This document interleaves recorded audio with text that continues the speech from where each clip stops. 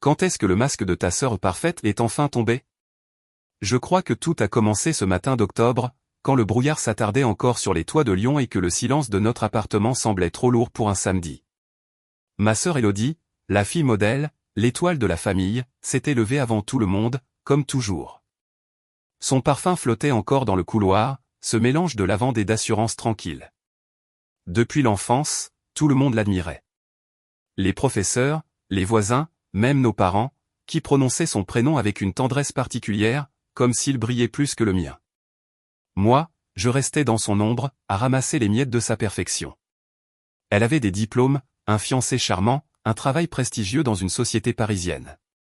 Et ce sourire. Toujours impeccable, presque trop parfait. Mais les sourires ne durent pas éternellement.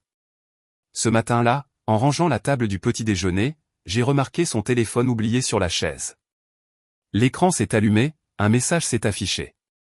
Rien de spectaculaire au début, juste quelques mots, mais il portait une tension étrange, comme une fissure dans le verre. J'ai senti un frisson courir dans mon dos. J'aurais pu détourner les yeux, mais quelque chose en moi, une intuition ancienne, m'a forcé à regarder. Ce que j'ai découvert ensuite n'était pas un secret ordinaire. C'était un labyrinthe.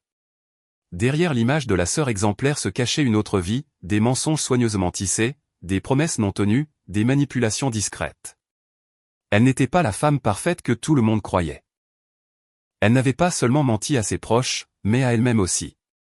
Je me suis assise, incapable de respirer, observant la façade d'Élodie s'effondrer morceau par morceau dans ma tête.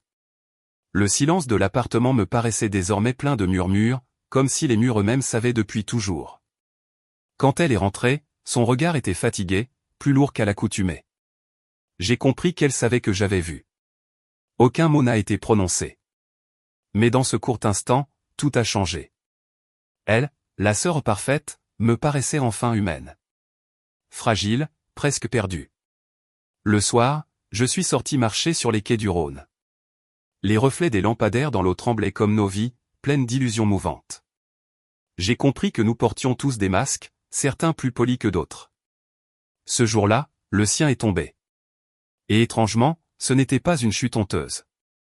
C'était une délivrance. Pour elle, peut-être. Pour moi, sûrement. Parce qu'enfin, je n'avais plus à me comparer à une image parfaite. J'avais retrouvé ma sœur, la vraie.